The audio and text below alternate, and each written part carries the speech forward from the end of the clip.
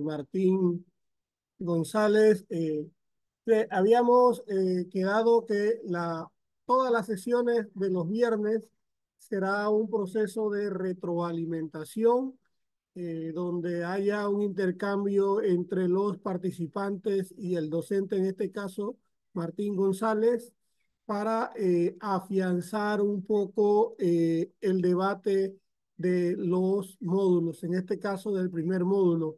Miren,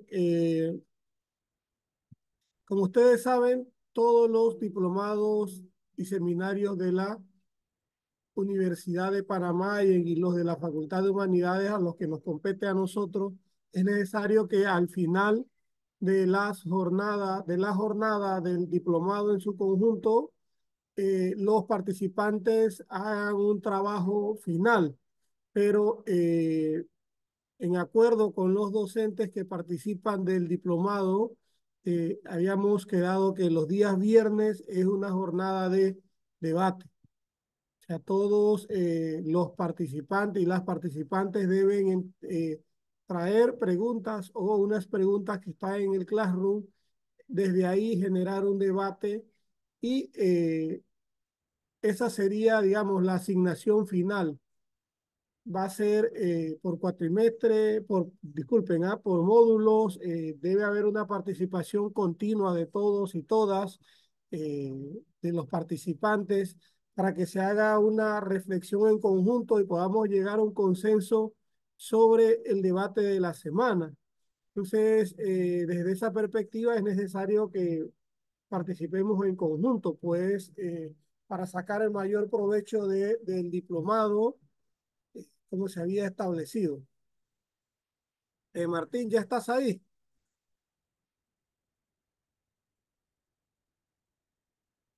Aló, aló, Martín.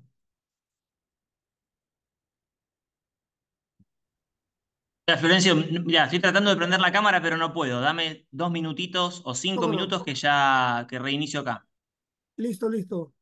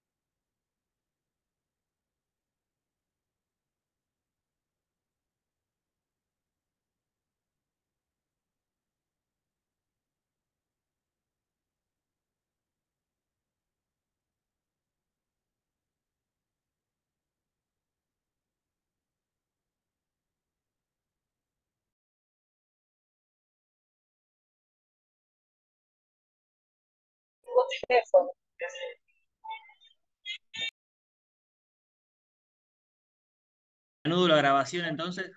Ahí está. Bueno, ¿qué tal? ¿Cómo están? Ahora en un ratito seguramente la profesora Claudia D'Amico, con quien tuvieron digamos, el encuentro ayer, se sume a, digamos, al encuentro barra conversación, digamos, ¿no? O diálogo, como planteaba Florencio también hace un ratito. Em, la idea fue, digamos, o la idea es, digamos, mejor dicho, tratar de generar un diálogo, digamos, si se quiere, o a pesar, ¿no? De las distancias geográficas que tenemos, digamos, ¿no? Poder aprovechar esta posibilidad virtual, digamos, para generar una instancia. En cada una de las unidades lo vamos a hacer, o sea, esta es la primera de 5 unidades, recuerden, de generar una instancia de diálogo, de conversación, digamos, y no solo de exposición, ¿no? En clave así tan... hay un concepto que a mí no me gusta usar mucho, pero porque me parece demasiado decimonónico, que es como el de clase magistral, digamos, ¿no? En el sentido de sentarse a hablar y exponer y después recién hacer preguntas al final. Em, la idea era, digamos, romper en estos últimos encuentros semanales de cada módulo con esa lógica y poder generar una instancia más de diálogo. Sobre todo, digamos, no solamente pensando en el dinamismo del encuentro, sino también pensando en generar una dinámica de reflexión que después se pueda ver reflejada, como decía Florencio recién, en los trabajos finales del diplomado, ¿no? Digamos que podamos empezar a pensar sobre cosas, a dialogar sobre cosas, que después les permita, sobre el final de la cursada, digamos, tener todo más o menos armado para poder entregar el trabajo, si yo no me equivoco, en septiembre. Em, y, y si les parece, espérenme que comparto pantalla brevemente, así vemos el... em, bueno, quizá no es necesario compartir el acceso al Drive, quizá es mejor em, conversar acá, digamos, ¿no? Más con una clave de cámara abierta, encendida y micrófono abierto o ir prendiendo y apagando cuando conversamos. Em, pero la idea fue, digamos, poder pensar, ¿no? En esta primera semana y en el encuentro que tenemos para el lunes también, como bien dijo Florencio, con el profesor Diógenes,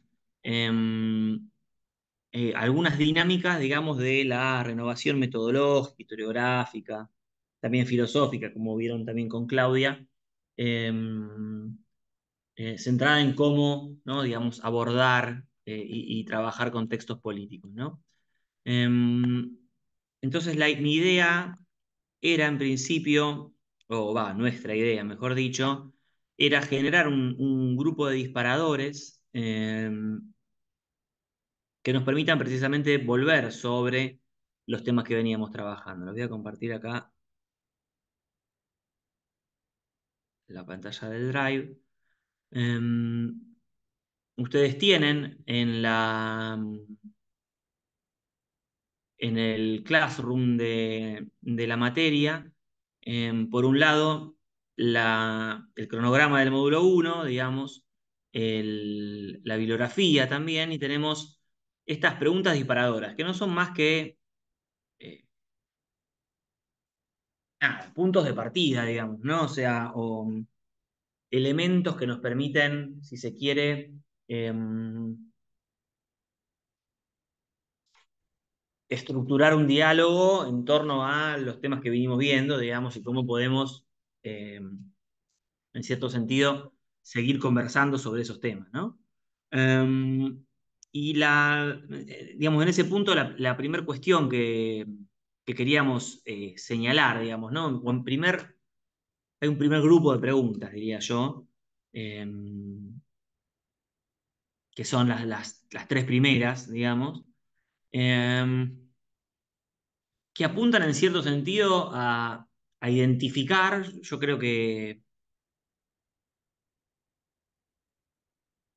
tres aspectos claves, digamos, ¿no? De la historiografía del pensamiento político, como estuvimos viendo en estas últimas semanas.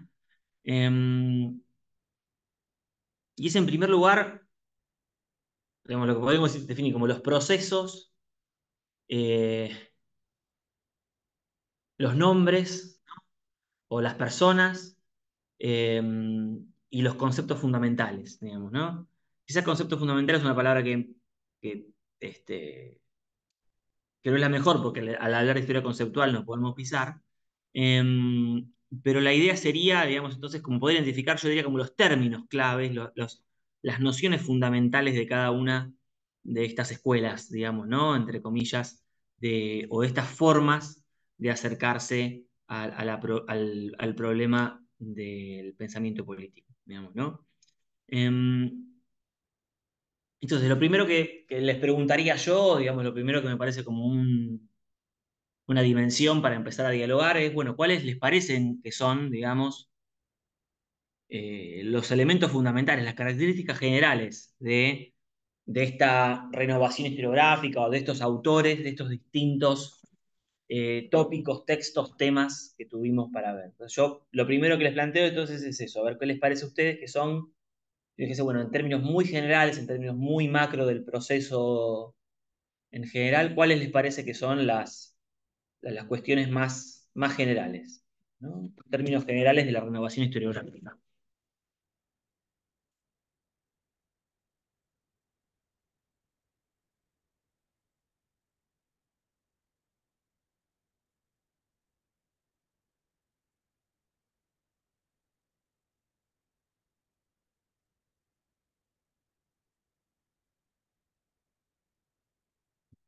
Anímense, no pasa nada, no podemos así, dialogar tranquilamente.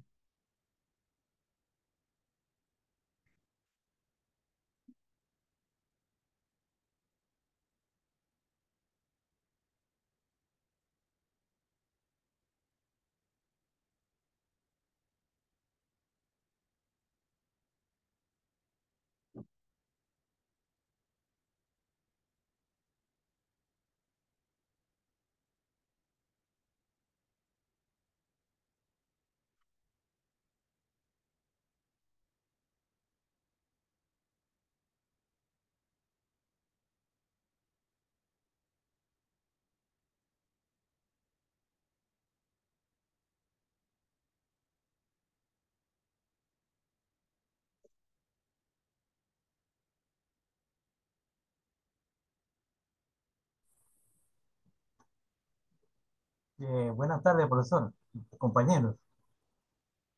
A Hola ver, Héctor, buenas tardes. nos están animando a atrevernos, ¿no? Como debemos. Sí puede ser, no sé si estaré equivocado o estaré lejos de la pregunta, es en cuanto a los temas que la historia ha estudiado o estudia en estos 50 años, cómo ha cambiado eh, con respecto a los temas que se estudiaban anteriormente, ¿no? Es como más profundo también con respecto a las escuelas que surgieron. Usted mencionó la escuela de los anales franceses que estudia más el aspecto social de la historia, a diferencia de los o siglos anteriores donde se estudiaba una historia más monumental, por llamarla de alguna manera. Término que leí por ahí no es una cosa que sea, eh, que yo haya creado ese término, o anteriormente la historia de los héroes, sino una historia Exacto. que sea más amplia en cuanto a los protagonistas de esa historia, que somos de pronto todos, no necesariamente los dirigentes o las personas que están al mando, sino también ampliando más el estudio de los actores que forman parte de esa historia. No sé si estaré alejado de la realidad en ese sentido. Mm. Sí, Héctor, está fantástica tu pregunta o tu reflexión, digamos, ¿no? Porque la idea acá es un poco como compartir reflexiones. En efecto, yo coincido plenamente con vos. Esta renovación, si se quiere, historiográfica, ¿no? De que es en estos aspectos más, o quizás más en esta clave eh, de la historia cultural que después devino una historia del pensamiento político, la historia de los lenguajes políticos, digamos, ¿no? O este proceso que en términos historiográficos es como bien rastreable a partir de la década del 60, sobre todo del siglo XX, tiene sin embargo, me parece, como un trasfondo mucho más grande, digamos, y es heredero, además, de un poco de estas cuestiones que vos señalabas muy bien, digamos, ¿no? De esas transformaciones eh, historiográficas de más largo plazo que se habían venido desarrollando, si se quiere, pero hasta ahí nomás, y ahora voy a incorporar otro tema también, a partir de la escuela de Annales, digamos, y de la historia social, y de la aparición de la historia social en el mundo francés, sobre todo, y yo ahí también incorporaría no solamente la escuela de Annales y la historia social como gran paradigma, ¿no? De escuela o de análisis eh, que se corría, digamos, si se quiere, de los individuos y de los grandes individuos, digamos, ¿no? Los reyes, las reinas, eh, las clases dominantes, los condes, etcétera, etcétera. Y también se corría de las historias nacionales, digamos, ¿no? La historia de la nación argentina, la historia de América Latina, digamos, ¿no? De esas grandes unidades así políticas generales. Y que pasaron a pensar una historia más en clave con la historia social de actores sociales, digamos, ¿no? De eh, eh, clases sociales. Aparecen las historias del campesinado, las historias del patriciado urbano, digamos, ¿no? Historias más ancladas en una reflexión sobre lo social, que hizo mucho más rico el análisis y que tuvo a la par, digamos, y acá me parece que una de las cosas interesantes que vos planteás con tu pregunta, que tuvo a la par, o sea, en la década del 60, eh, la aparición de lo que hoy por hoy se conoce como la historia desde abajo. Vos dijiste ese término, me parece, la history from below, digamos, ¿no? Y es toda esa, si se quiere, digamos, tradición de ese marxismo británico, en principio, inglés, ¿no? Con Edward Palmer Thompson y con otros autores que empezaron a buscar precisamente por fuera de las grandes clases sociales, ¿no? En vez de una historia del proletariado, así en general, bueno, una historia de esos sujetos que se acercó como mucho más, si se quiere, a ras del suelo. Y pienso también en ese sentido el aporte de la microhistoria de Carlo Ginzburg, por ejemplo, digamos, ¿no? El famoso Queso y los gusanos, con Menocchio, ¿no? Digamos, y con esa historia, digamos, que estaba mucho más anclada, hasta si se quiere, en la reconstrucción de un caso individual, chiquitito, puntual, ¿no? Y que a partir de ahí eh, se terminaba armando una, una cuestión más macro, digamos, ¿no? Ginsburg tenía, o la historia tenía como esa habilidad así que uno le envidia profundamente, eh, que era la posibilidad de cómo, a partir de un caso puntual, digamos, ¿no? O de un estudio de caso, chiquitito, una aldea perdida en algún bosque, o una cuestión así como muy, muy puntual, eh,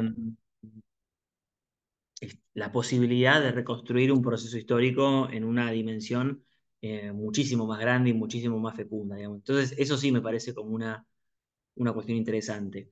Ahora bien, el problema, eh, y antes de volver a ceder la palabra, si se quiere, el problema que me parece que se encontró y que todavía sigue siendo uno de los problemas latentes de la historia del pensamiento político, o de la historia de los lenguajes políticos, o de la historia intelectual, o de la historia de la filosofía, es que es muy difícil correrse de esos grandes nombres, digamos, ¿no? O sea, la historia de la filosofía quizás no tiene, como vos decías antes, no tiene grandes héroes, o no tiene grandes, o, eh,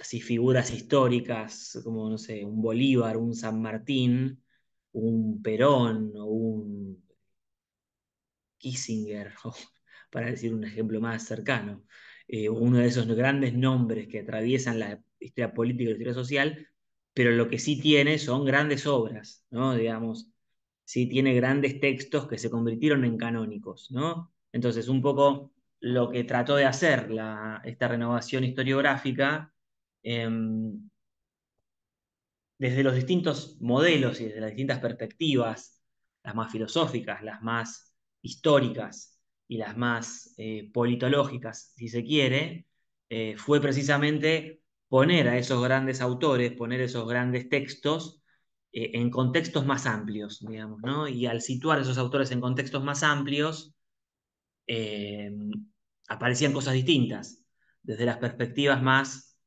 yo diría, eh, súper contextuales y que trataban de situar al autor específicamente eh, a partir de una pregunta por la intención del texto, o por la intención, perdón, de escribir un texto en una decisión que termina siendo casi como que hasta individual, digamos, ¿no? O sea, ¿por qué Tomás Moro quería escribir Utopía y qué es lo que quiso decir él y cuál era su intención, digamos? Em, hasta las dinámicas más grandes, digamos, o las dinámicas que buscan ciertos autores en contextos mucho más macro, como puede ser la historia conceptual o la historia de los lenguajes políticos en el caso de Pocock, o la historia conceptual de lo político en el caso de Rosanvallón, digamos, ¿no? Que lo que hacen es tratar de ver a esos autores en un marco mucho más grande, más allá de su intención, e incluso muchos dudan de la posibilidad de poder reconstruir o no esa intención, ¿no?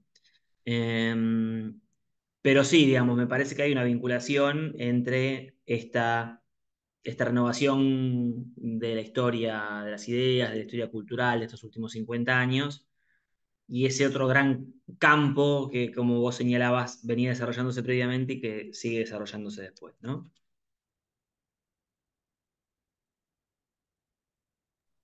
Bien, vuelvo a plantear, si se quiere, alguien había levantado la mano, me parece, ahora o bajó la mano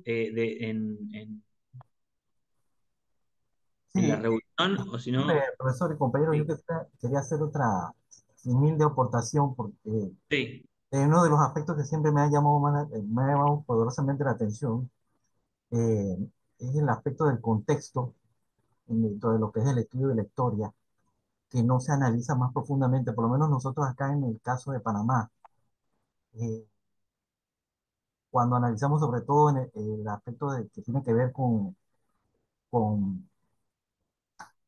eh, sucesos que son puntos de inflexión en nuestra historia nacional, siempre nos hemos quedado como muy parcos en eso, muy pobres en eso. Quizás el doctor Ricardo Soler fue uno de los que más eh, quiso profundizar en ese aspecto. Eso, de pronto tiene que ver con el estudio de la psicología la psicología de los grupos sociales o de los actores históricos, que somos todos de pronto, no solamente los grandes dirigentes, no profundizar más en ese aspecto de la psicología de los actores históricos, los que hacemos la historia.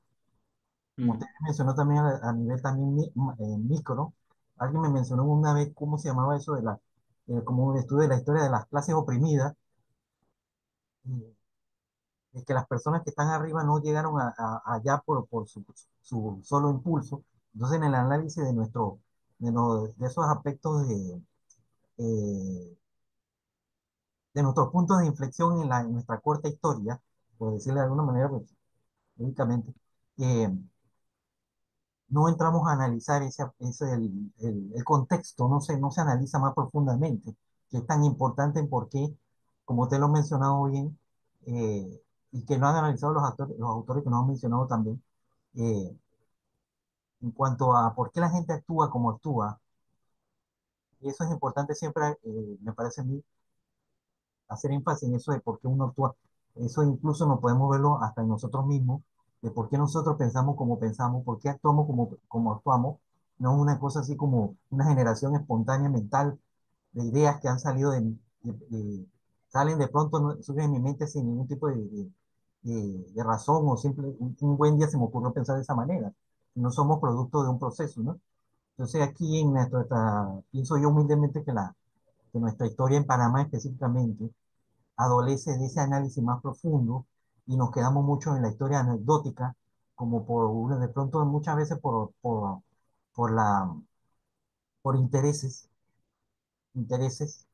de ciertos grupos, y nosotros de las clases menos, los que no pertenecemos a esa clase privilegiada, y en ese sentido yo nunca he estado, o sea, en lo personal, en lo particular, nunca he estado de acuerdo con ese término de esa dicotomía de la clase política y la sociedad civil, cuando todos somos parte de una sociedad como si uno estuviera por encima del otro. Eso es mi opinión muy personal. eh, de por qué entonces no podemos nosotros, como clases que no estamos en el poder, analizar más profundamente la historia de nuestro país, como que nos quedamos siempre en eso y somos un poco como, vemos nuestra historia como un poco de una manera muy romántica. Yo siempre lo he pensado de esa, bueno, no siempre, lógicamente, ¿no? Desde el momento que tuve un poco más de criterio para poder analizar mejor las cosas, y eso es una de las cosas más importantes, los aspectos más importantes de la historia, es que de pronto nos impulsa a abrir más los ojos en cuanto a por qué se sucedieron las cosas y no verla desde el punto de vista de una historia romántica, de que las personas actúan, es que yo persona, es que yo personaje actuó simplemente por romanticismo, por querer a hacer el bien o algo así, sino que hay otros factores que lo impulsaron a actuar de esa manera, y ese es el aspecto del contexto, como usted bien lo ha mencionado, el contexto social, económico, político.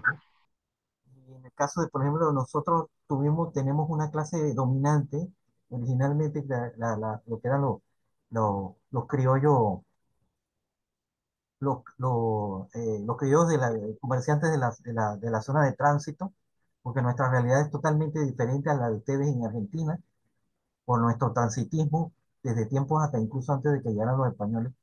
Entonces fue moldeando una mentalidad, la mentalidad de nosotros aquí en Panamá, e incluso de las clases dominantes, porque y haciendo la comparación, ¿no? De qué motivó a actuar a las clases dominantes de los diferentes países. No es la misma motivación porque todo depende de un contexto. O sea, aquí en Panamá nos quedamos muy cortos en ese aspecto.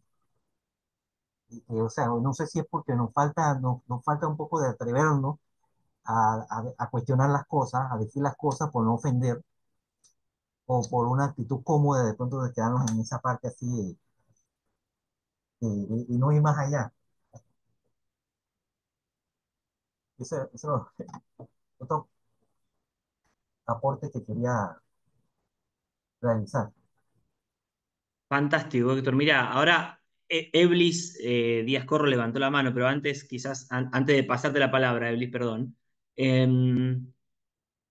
Digo, muy interesante, ¿no, Héctor? Tu reflexión. Está bueno que digamos, el sentido de este diplomado, en cierto punto, también es poder, además de presentar ciertas cuestiones historiográficas y los contenidos específicos que vamos a ver, ¿no? También poder pensar esas historias locales y esos problemas que cada uno de ustedes le interese pensar, digamos, ¿no?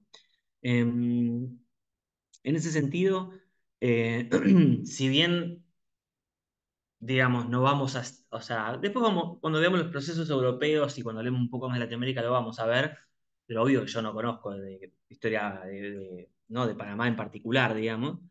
Em, pero sí me parece muy interesante como esta cuestión que vos señalás, digamos, ¿no?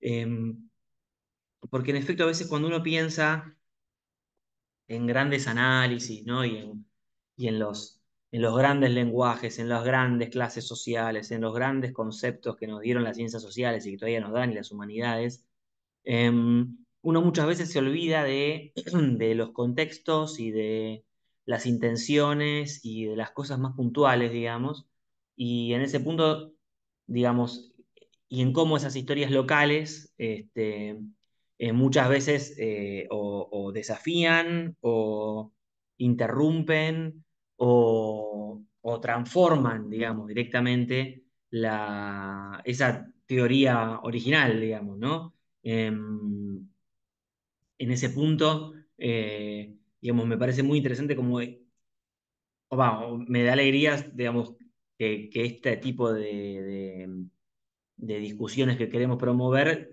deriven en ese tipo de cuestionamientos, en ese tipo de preguntas, ¿no? Este, pero en efecto, digamos, me parece que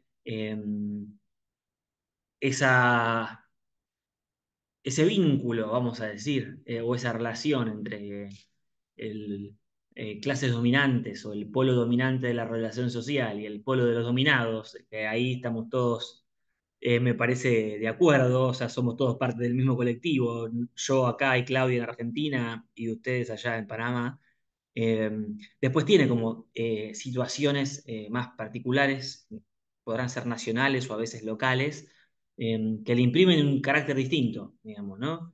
Este, eh, y digamos, si además de tener profesores argentinos, por ejemplo, pudiésemos tener profesores chilenos, que incluso estamos como al mismo nivel nosotros, ¿no? De Chile, porque es un país limítrofe nuestro, está al sur como nosotros. eh, También verían una sociedad muy distinta, digamos, y cómo en cierto punto los mismos conceptos, el mismo utillaje de herramientas conceptuales que tenemos pueden dar lugar a distintos análisis, ¿no? Bien, perdón, había levantado la mano alguien, no me acuerdo quién era. Eh, Yo, profe, ¿me escucha bien? Eblis, sí, te escucho perfecto, sí.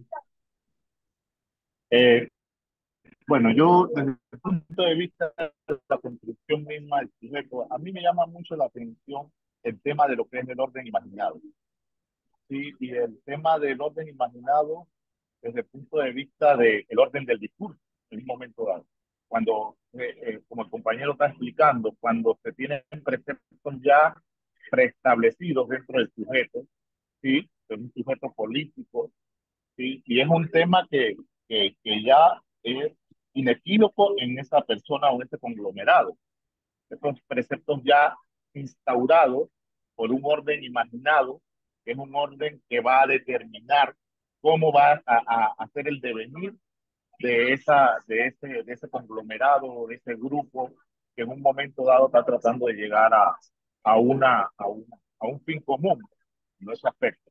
Y me llama mucho la atención porque a mí me gusta más el punto de algunos escritores, como ejemplo el tema de Yuval Noah Harari, en el que él, en ese libro, esboza ese tema del orden imaginado y desde el punto de la filosofía, porque yo soy estudiante de la maestría yo soy biólogo de formación, no soy filósofo, soy biólogo de formación y soy estudiante de la maestría en filosofía práctica, en filosofía práctica.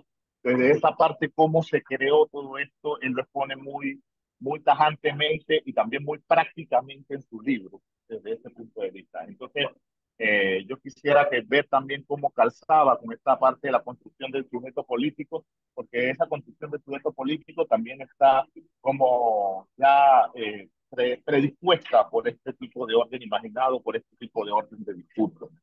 Esa es mi humilde aportación porque tenemos que estar claro que también yo soy biólogo de formación y no soy un filósofo propiamente dicho, pero no tengo la licenciatura en filosofía y estoy en la maestría en filosofía para. Bueno, Eblis, perdón, menos, con más, o sea, esto perfecto tu intervención. O sea que entiendo los recaudos, pero sos un gran filósofo en formación, me parece. Buenas tardes. ¿Puedo participar? Sí, obvio, sí, sí. Lo que ocurre es que estoy participando en un celular que no se ve casi nada. Edgar, mira, Edgar, le tocaba primero a César Quijano, a ver si Es que no puedo ver nos... quién está levantando la mano y eso, por eso intervine, pero dale, yo espero, dale. Dale, Listo, si querés gracias, Edgar. que pregunte César y después vos, Edgar. Hagamos así. Listo.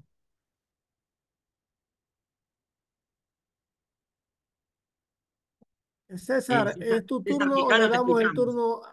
César, te escuchamos, ¿ah?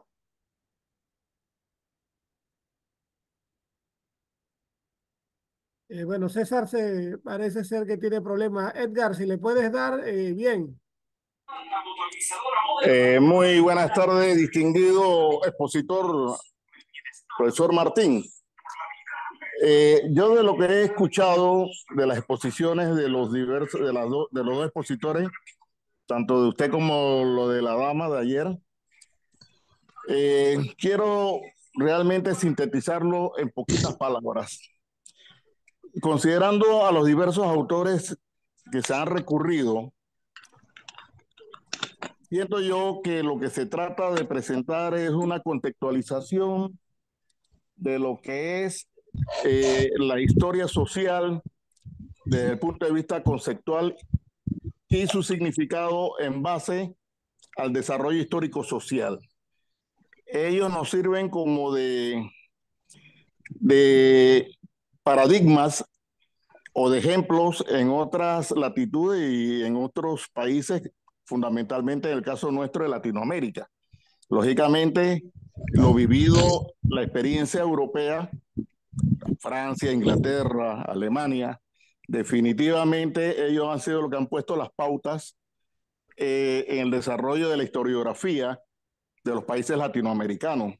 Por eso yo pienso que ha sido de gran valía ese aporte o esos aportes que han proporcionado ellos en cuanto a la temática sobre la política, sobre la historia política, sobre la historia social y cómo se ha venido dando a través de la historia. Siento yo que tampoco debemos caer en un historicismo, sino más bien en recurrir a los hechos más concretos y valiosos que nos sirven como ejemplos para poder utilizarlos en una reconstrucción de un pensamiento social propiamente nuestro. Ese es mi aporte, profesor Martín. Bien, Bueno, ahora sí creo que perfecto. tengo el micrófono abierto. Sí, César. Bien, buenas tardes a todos, compañeros. Habla el colega César Quijano de acá de la costa atlántica de Panamá, costa caribeña, perdón, caribeña. Somos caribeños. Bueno, doctor, yo tengo más bien una interrogante dirigida a usted y un comentario sobre lo que escribió uno de los compañeros que me anteceden. Bueno, principalmente sobre la escuela francesa de Pierre Rosanvallon, donde señala efectivamente que la política como espacio donde se entrelaza la vida humana. Y también apunta el hecho de que la sociedad crea sentido de la vida del hombre. Lógicamente, hay una relación un tanto dialéctica con uno y otro, y en definitiva que nosotros que entendemos la política como una ciencia y la vemos con la profundidad que se ha hecho de que el mundo es mundo y de que las primeras sociedades y las distintas formas de dominación o de gobernanza de las distintas sociedades a través de las distintas épocas, porque ayer se habló también del concepto época, y eso es lo que yo quisiera, pues, desde el punto de vista de este teórico de la escuela francesa, que usted me profundice un poquito más sobre este hecho, sobre este asunto de la historia conceptual y sobre el espacio el espacio donde se entrelaza la vida del hombre en medio de definiendo como parte de la definición de la política. En cuanto al comentario que le quiero hacer a los compañeros es que porque es necesario acá en Panamá, porque próximamente nosotros estamos por escoger por escoger a nuestras autoridades, del presidente y diputados y demás. Y ahora mismo estamos en una vorágine electoral donde hay campañas y campañas. Entonces uno trata de aplicar todas estas concepciones, tanto las novedosas aprendidas en lo que va del diplomado, como lo ya sabidas, se trata de aplicar para entender el momento político que vivimos Panamá. Y yo me atrevo a decir que nosotros vivimos, desde el punto de vista conceptual, una política bastante superficial, bastante, bastante carente de contenido, al punto que la lucha aquí, aunque siempre es ideológica, pero no se identifica como ideológica aquí en Panamá. Aquí en Panamá de lo que menos se habla es de ideología, compañeros. Por eso yo señalo que es muy superficial. Aquí tanto los políticos nuestros, los que representan a cada una de las corrientes que están por peleándose el poder dentro de la contienda electoral, ellos son tienen sus propuestas tienen unas concepciones un tanto vacías, un tanto superficial. Lógicamente tiene un trasfondo ideológico, porque aquí hay una clase dominante y domina bastante y tiene muchos medios para efecto de mantener su dominación. Pero lo que es el pueblo en sí, el común de la gente de a pie, no hace discusiones políticas con profundidad y mucho menos ideológicas. Ese es el comentario que yo quisiera hacer para efecto de la participación y que se tenga como elemento de juicio en la discusión de este momento del diplomado. Muchas gracias por su atención. Perfecto. Gracias, César. Si te parece, intervengo yo tratando de ser breve y quizás retomando los últimos tres comentarios, o sea, el de Eblis, el de Edgar y el de César, como para retomar los tres y para poder plantear algunas cuestiones que me parecen en principio, yo diría, hay como dos cosas me parece interesantes para ver. Por un lado, Eblis, vos hablabas de la cuestión del orden imaginado, dijiste la palabra, y del discurso. Y lo voy a entrelazar también con la pregunta de Edgar, que era sobre Pierre Rosanvallon, digamos, y sobre la escuela francesa. Y ahí a mí lo que me parece, lo que yo le sugiero, digamos, es que lean, digamos, de los dos artículos que hay de Rosanvallon que se llaman Por una historia conceptual de lo político, que lean el más viejito, el que es del 86, que se llama Por una historia conceptual de lo político, entre paréntesis, plan de trabajo.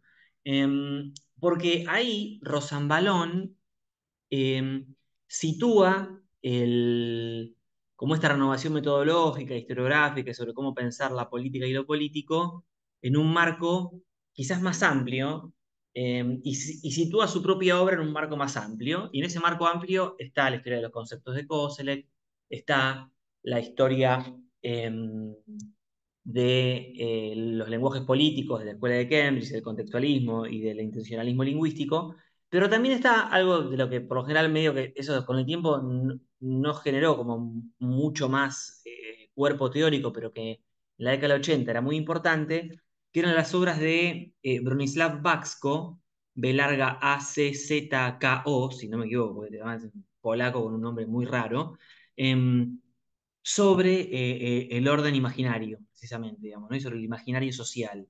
Y era como parte de esos enfoques, si se quiere, no tan ligados a la historia política, pero sí más ligadas a la historia cultural, que tiene como un corpus muy interesante, sobre todo como para pensar cómo se constituyen, digamos, y cuál es la vinculación, digamos, así que como entre la sociedad y esos elementos más imaginarios.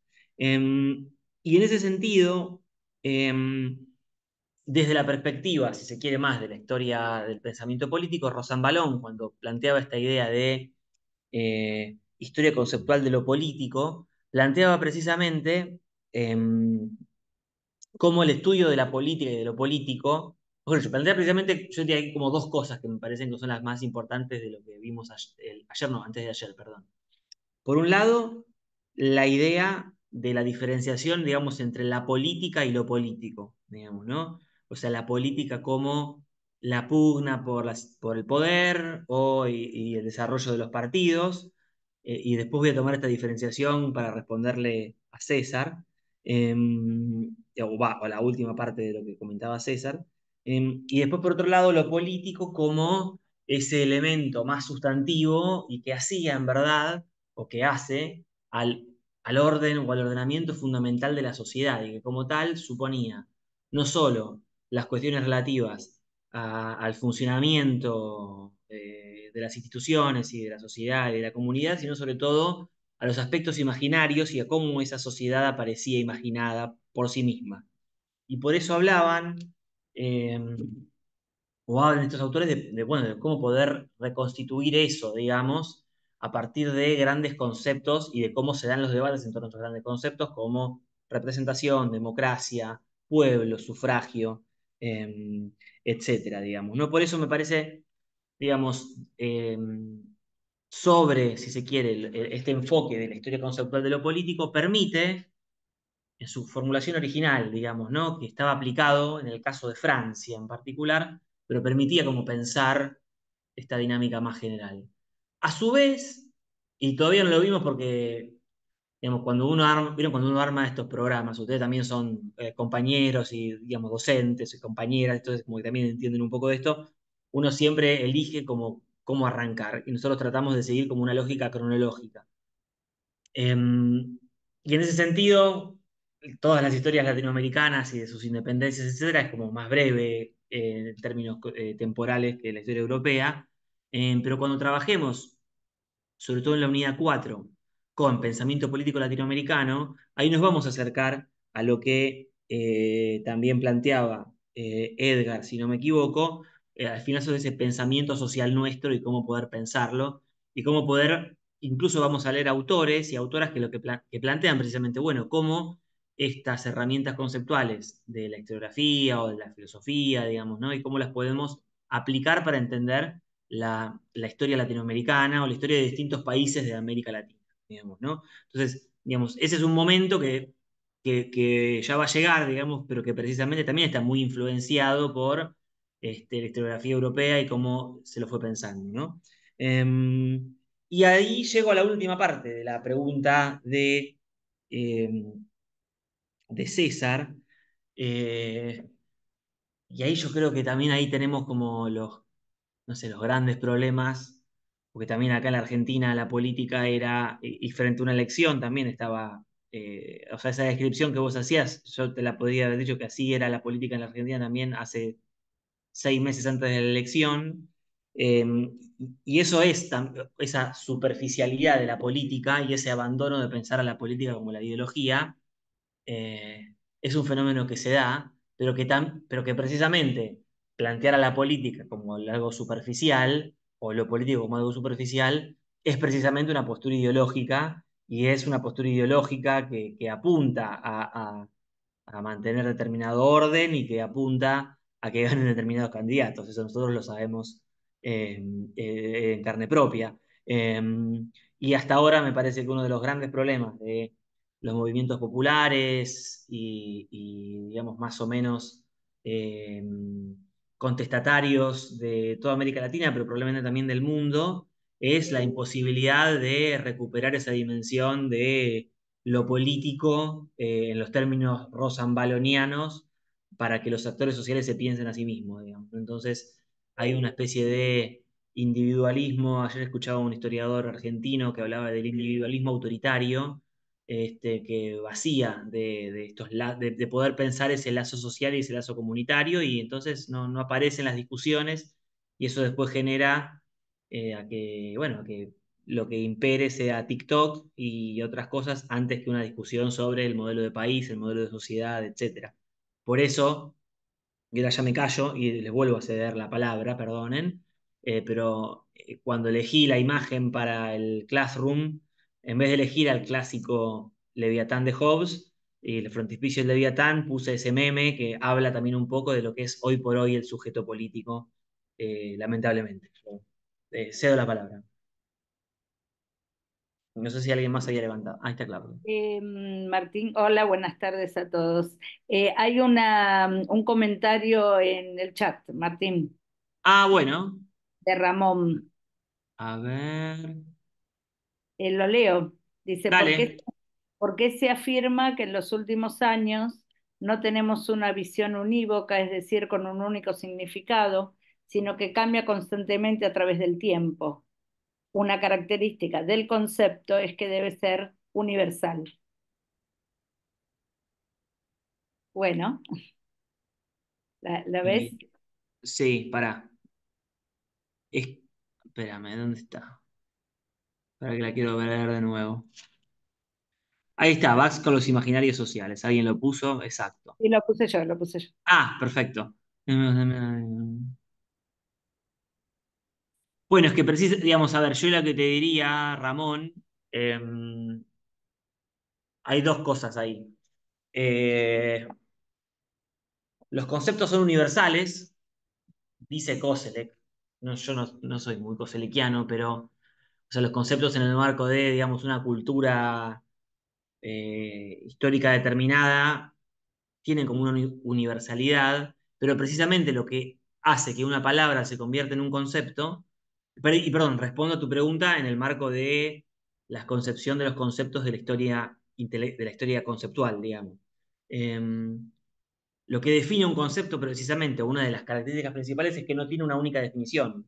Entonces, el significado de un concepto nunca es unívoco, nunca te vas a poner de acuerdo en cierto punto con cuál es ese significado, sino que en los términos koselekianos un concepto lo que hace es incorporar experiencias históricas en su propia definición, digamos, y por eso tiene como estratos temporales, como que detrás de una palabra, como que si vos, una palabra vos la pudieses ver arqueológicamente y vieses como la historia de esa palabra incluida ahí, digamos, ¿no? Entonces nunca, o sea, por eso siempre una palabra se va a definir, o un concepto, perdón, va a dejar de ser una palabra y se va a convertir en un concepto precisamente porque tiene una multiplicidad de definiciones. Entonces, vos lo vas a poder entender de diferentes maneras. En la próxima unidad vamos a leer precisamente una de las definiciones que a mí más me gustan de Koselleck, que es el concepto de revolución y cómo cambia en la modernidad, digamos, y cómo va incorporando, cómo distintas experiencias históricas van a cambiar el concepto de revolución, digamos. Este, nos vamos a animar con algunos otros autores como Keith Baker a pensar la revolución hoy y qué significa hoy la revolución, digamos, pero siempre, digamos, no es una definición que siempre supone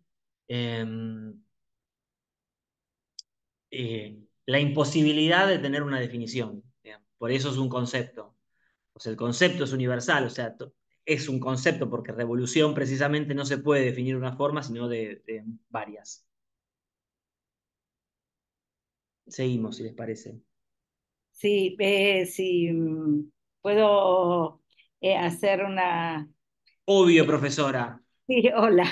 Eh, Acercar un vínculo también con algo que vimos ayer, que es que hace Blumenberg con el concepto de época y que es casi como una cuestión metahistórica. ¿Por qué? Porque él hace la historia del concepto de época para explicar lo que son las épocas históricas, digamos. Y lo vinculo con esto, porque si bien dice, bueno, época para los griegos era tal cosa, y bueno, y después lo aplicamos siempre a determinado periodo con determinada característica, por más que ese concepto parezca universal, que defina, digamos, define ese periodo de tiempo, eh, las esencias de las épocas no son inmutables.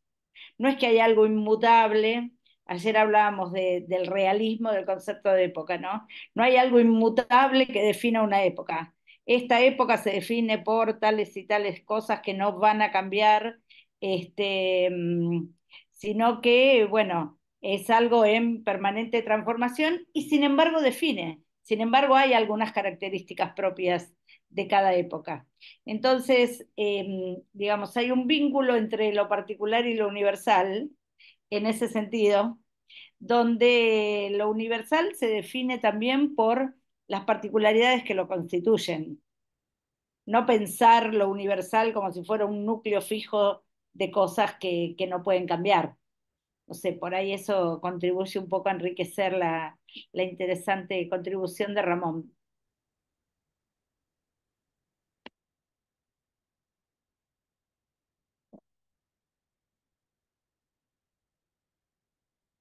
Tiene la mano levantada Rommel Rodríguez. Mm. Te escuchamos, Rommel, ahí está. Aprovechando la oportunidad de compartir, ¿no? con las autoridades en estos temas, quisiera preguntar lo siguiente.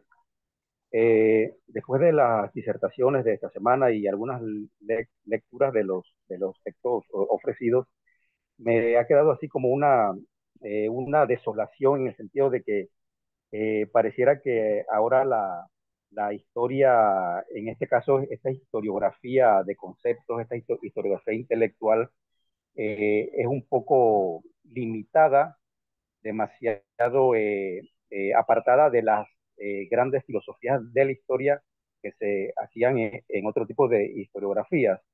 Y esto me quedó sobre todo con la lectura de ese articulito de Blumenberg sobre tiempo vital y tiempo cósmico, donde pareciera que ya no hay filosofía ni historiografía con un interés universal, sino que todo se atiene a conceptos que muchas veces están separados y que no se logra ver una unidad totalizadora.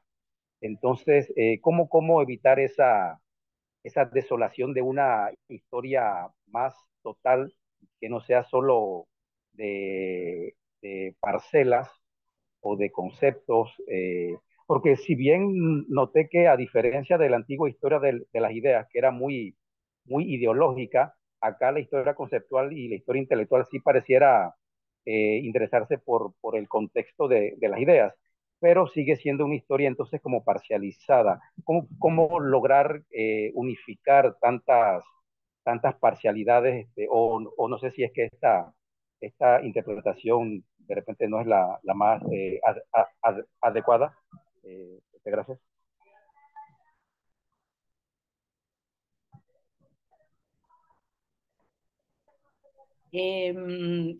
En realidad yo creo que ya hemos perdido la pretensión de una historia, eh, digamos, una historia hecha a la manera en que la hacía el idealismo alemán, digamos, donde se pensaba que la humanidad caminaba y iba pasando por diversas etapas, hasta llegar a una etapa final, tanto en su versión idealista como en su versión materialista, siempre con una perspectiva historicista, como tratando de descubrir que la historia tiene un sentido, y yo creo que eso, bueno, se ha perdido completamente, pero le dejo la palabra a Martín, que es más especialista en estos temas.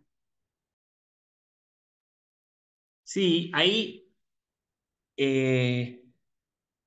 yo creo que vos usaste una palabra que ahora no me la acuerdo, pero desazón, era algo así como esa desesperanza. Y en cierto punto, como que somos todos hijos de esa desesperanza. Quizás ¿no? Nosotros, además, acá en Argentina, estamos como muy desesperanzados en general de los grandes relatos. Eh, ahí yo creo que ubicaría como dos, quizás, o dimensiones. Hay una dimensión, digamos, de la transformación de las ciencias sociales y las humanidades en los últimos tiempos, digamos, o en los últimos años, digamos, que precisamente trató de correrse, de buscarle un sentido único a la historia, digamos, ¿no? Y la historiografía tradicional y la filosofía tradicional, digamos, no tradicional, sino profesional, al revés. La historiografía profesional y la profesionalización de los estudios, incluso filosóficos también en el mundo eh, occidental en los últimos 100 años, llevó, digamos, en cierto punto a que se abandone esa idea de una historia eh, completa, total, digamos, ¿no? De todo junto.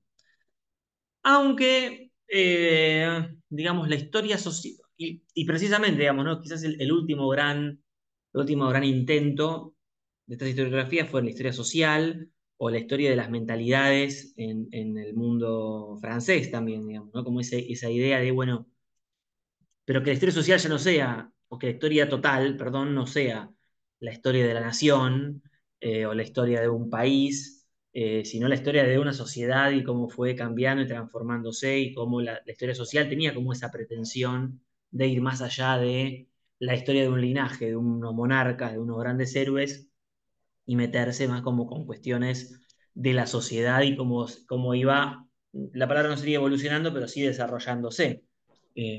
La historia social, de hecho, lo hacía eh, con grandes estudios de casos, o sea, los historiadores sociales, los herederos de Duby, digamos, ¿no? Y de los grandes historiadores y de la escuela de Annales, lo que hacían era ir, meterse en un condado francés y estudiárselo todos los documentos durante 500 años, 300 años, y a partir de ahí construir un análisis que era demográfico, social, económico, político, digamos, ¿no? Y que metía ese lugarcito chiquito en un relato más amplio.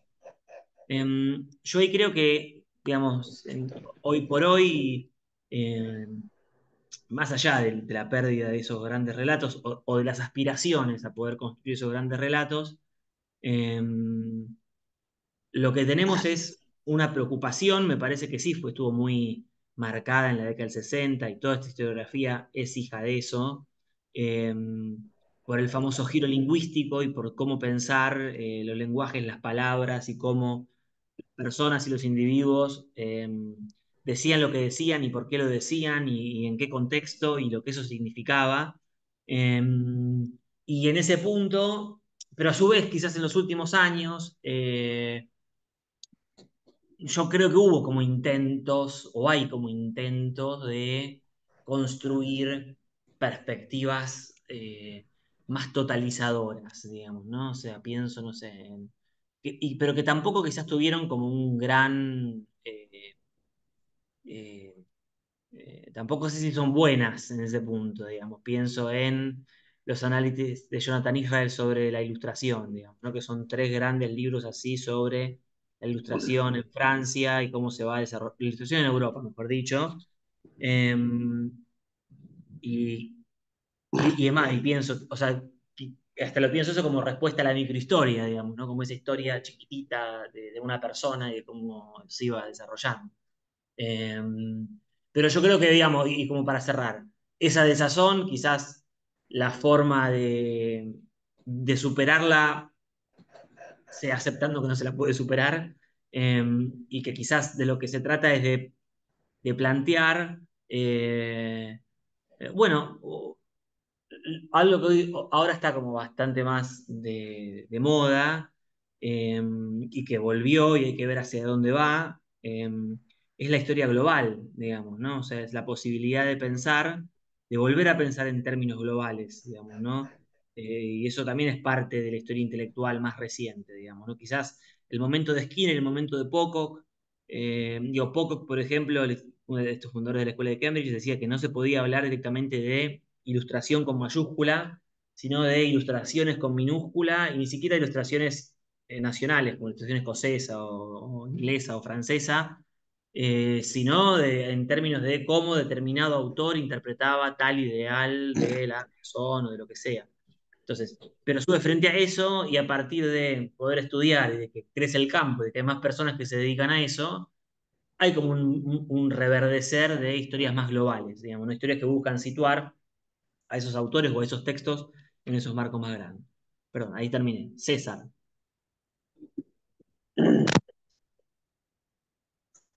Buenas tardes, doctora Claudia Danico. ¿Me escuchan bien? Sí, Que sí, no tengo... perfecto. Sí, sí, lo Bueno, escuchamos perfecto. bien, César.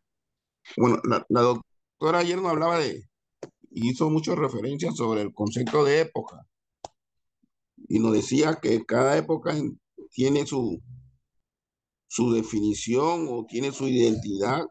Incluso habló de que hay canciones que definen épocas. Tomó como ejemplo lo que acabo de decir. Y estamos de acuerdo con eso. también nos planteó sobre la transición de una época a otra. Y yo soy de lo que pienso que los procesos históricos, para efecto de aplicar el concepto de época, miren, los procesos históricos no se dan de la noche a la mañana, ni mucho menos son instantáneos, ni son como el switch de aquí de la electricidad que alimenta la energía, que si tú lo subes, se enciende la lámpara, pero si lo apagas, eso yo siento que eso, para que se entienda y tengamos conceptos claros, ¿no? La historia es un proceso que dura, demora. Entonces, mientras ocurre el hecho histórico que define una época o define el fin o el antes o el después de una época, yo siento que en ese mismo momento no es que se le da la definición a la época. En el momento que están ocurriendo los hechos, los protagonistas de los hechos no tienen pero ni la menor idea que están transcurriendo o están provocando o creando una nueva época. Pienso yo, por ejemplo, aquí en Panamá nosotros tenemos una división de la historia definida por hecho histórico como en muchos países. Entonces una de ellas es cuando se llega el primer español al Istmo de Panamá y hace la diferencia de una vez entre la época prehispánica con la hispánica. Pero bien, cuando llegó ese español, él no tenía ni idea de lo que posteriormente se iba a crear, ¿no? Entonces yo siento que la definición propiamente dicha se logra mucho tiempo después cuando se observa ya sea en la sociedad, ya sea en todo lo que implica el impacto de ese hecho histórico en la sociedad. Entonces se define, bueno, esto cambió cuando llegó el primer español al Istmo de Panamá. ¿A qué quiero llegar, doctora? Que en definitiva las cosas son un tanto relativas, porque como los cambios no son bruscos en su momento, pueden pasar hasta 100 años para definir el inicio, 100 o más, el inicio o el fin de una época, ¿no? Un antes, un después. Otro caso que me atrevo a traer a colación, por ejemplo, cuando se plantea el inicio de la historia a diferencia de la prehistoria y se pone a la invención de la escritura como elemento divisor. Entonces yo digo, pero si la escritura es una obra humana que es evolutiva, todas las sociedades del mundo no lograron obtener o desarrollar la escritura en el mismo momento. No, uno fue en algún momento y otro, quién sabe, hasta 1000 años después logró algún nivel de escritura en otro momento. Por tanto, una parte del mundo estaba aún en la prehistoria cuando otra parte ya estaba en la historia. A eso es lo que me quería referir. Quisiera escuchar su comentario, doctora. Sí, César, gracias por el comentario, es muy interesante lo que plantea. Primero, yo acuerdo que las evaluaciones más precisas son a posteriori, como esa famosa frase, el búho de Minerva emprende el vuelo al atardecer y desde ahí evalúa cómo fue el día. En eso estoy de acuerdo. Ahora, también es muy difícil aplicar en un sentido global la idea de época. Ya, como usted dijo, hay sociedades que la escritura llegó muchos siglos más tarde que en otras, entonces, ¿hasta qué punto decimos esta es la época prehistórica y esta es una época histórica? Bueno, aquella vieja división. De hecho, de lo que hablamos ayer a propósito de Blumenberg, que habla del umbral de época, y que hay, en ese caso, pensadores que están de un lado del umbral y otros que transpusieron el umbral, los ejemplos que dan son para la filosofía centroeuropea. Entonces yo me pregunto, ¿vale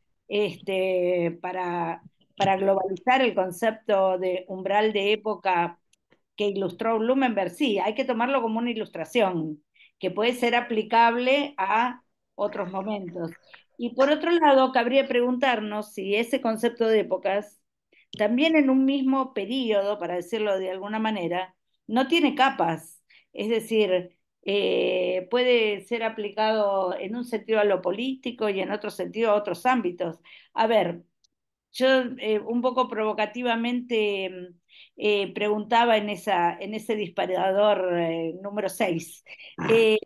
si podríamos aplicar a la actualidad la noción de época y de umbral, y si nos sentimos que estamos viviendo una época, que seguramente sí, que tiene su definición, ¿cuándo empezó? O sea, ¿cuándo fue que traspasamos, vinimos de antes y ahora estamos en una época? Y eso puede contestarse en distintas capas. Yo puedo decir que la inteligencia artificial inauguró una nueva época. O puedo decir que no, que en realidad lo inauguró la llegada de la electricidad, pongo cualquier ejemplo. ¿M? O podría tomar cualquier otra perspectiva y responder esa pregunta desde el punto de vista político. Cuando se dice, bueno, ¿cómo fueron los años 70 en la América Caliente? Y bueno, era la época de la América Caliente. Bueno, ¿cuándo empezó? ¿Cuándo terminó? ¿Hasta dónde fue? Me parece que responder la pregunta es sumamente complejo y justamente este disparador pretendía hacer una provocación para mostrar la habilidad del concepto de época, ¿no? Que usted muy bien puso en su comentario. Así que,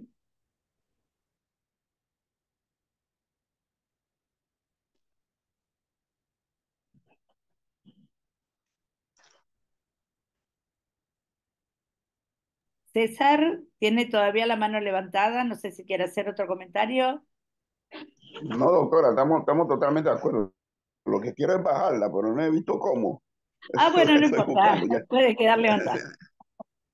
Muy bien, los escuchamos.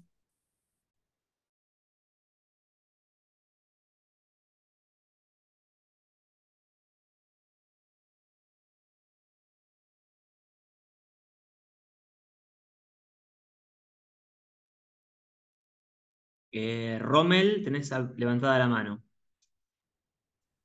Sí, sobre la pregunta que incita a la doctora de Amico, me pongo entonces a analizar que no sé qué opinará ella si, bueno, dado que este tema del umbral y la época es bastante complejo, ¿no? Pero me parecerá que algo interesante podría ser que es en ese momento en que la intelectualidad latinoamericana trata de pensar como aparte de los conceptos europeos, vamos a decir años 60, 70, Leopoldo Sea, los filósofos de la liberación, podría hablarse de un cambio de época en Latinoamérica, esto de la teoría de la dependencia, o sea, un pensamiento que trata de responder de manera diferente a lo europeo. Podría verse ahí como un umbral de repente no una época, pero sí un umbral hacia una nueva forma de hacer pensamiento social, histórico en Latinoamérica. No sé qué opina ella al respecto. Sí, sí, yo de acuerdo. Me parece que ese es un umbral de época. Y un umbral en el sentido de que hay cosas que no dejaron de ser y que y hay otras que todavía no llegaron a ser, pero que está abriendo una puerta. Toda esas conceptualizaciones acerca de la filosofía de la liberación latinoamericana. Abre una puerta y en este sentido, que no es un acontecimiento aislado, sino que pone una serie de temas en discusión es una temática que no se cierra, digamos, una vez puesta en discusión ya no se puede obviar. Y entonces en ese sentido sí, estoy totalmente de acuerdo que constituyen una época, sin duda, y una época que todavía estamos transitando en ese sentido. Sí, gracias. Saludos, Claudia. Mira, quedo con un sabor un poco.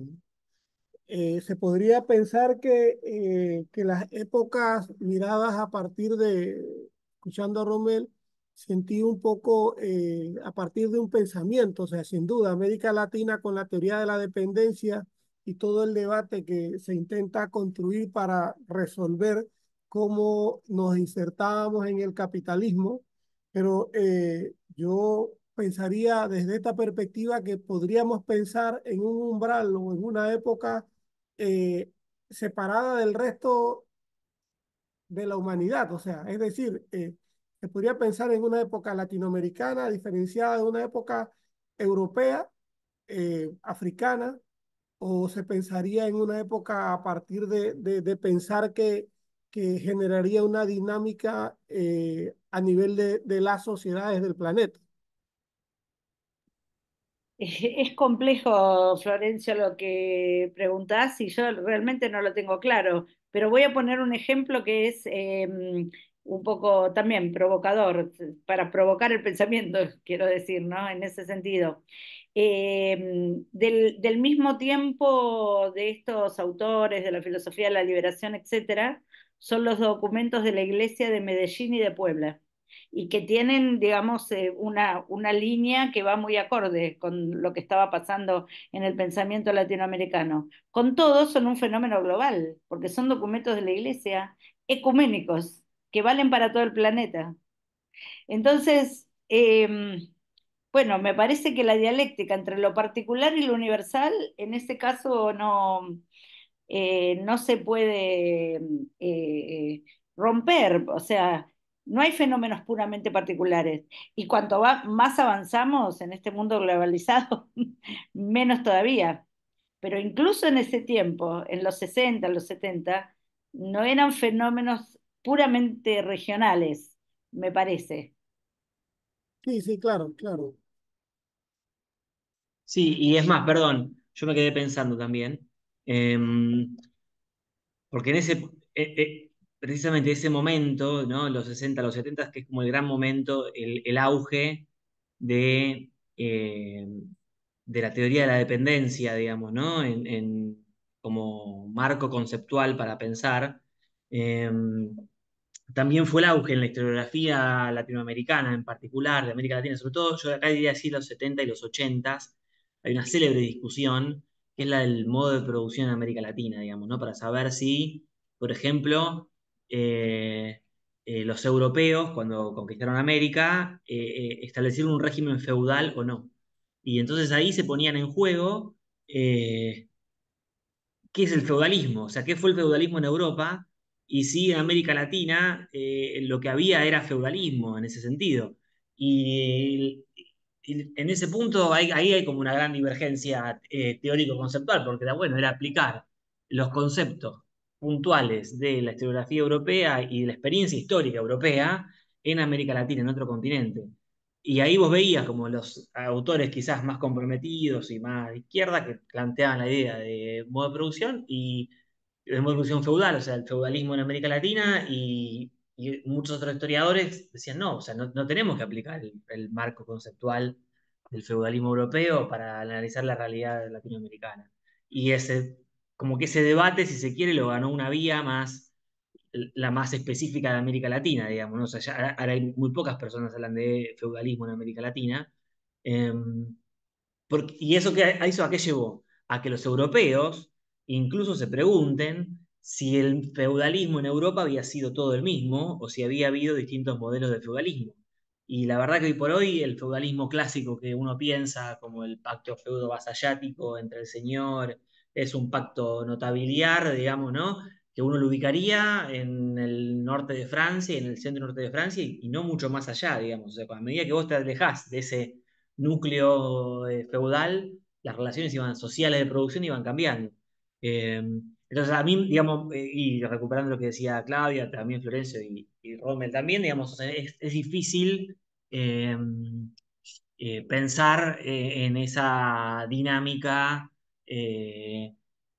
o es difícil como ponerle un rótulo que no te cierre las dinámicas. Entonces, en ese punto, por eso quizás la historia de la historiografía, o la historia del pensamiento político, la historia de la filosofía, lo que te permite es ver cómo en momentos puntuales se daba, digamos, se establecían esos actores, digamos, ¿no? O cómo se usaban esos conceptos, o cómo se usaban esos lenguajes y esas ideas en conceptos puntuales y concretos, ¿no? Me callo y cedo la palabra de nuevo para quien quiera participar.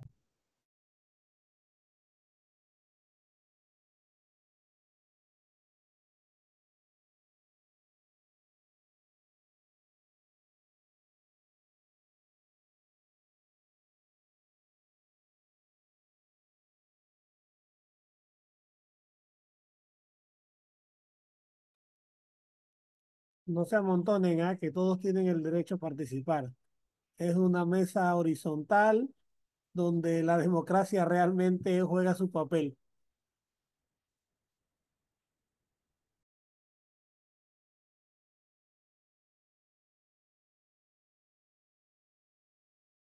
Mira, Martín, a mí el día que mencionaste al francés y que dijiste que su pensamiento es una herramienta importante para el análisis de la conflictividad ecológica.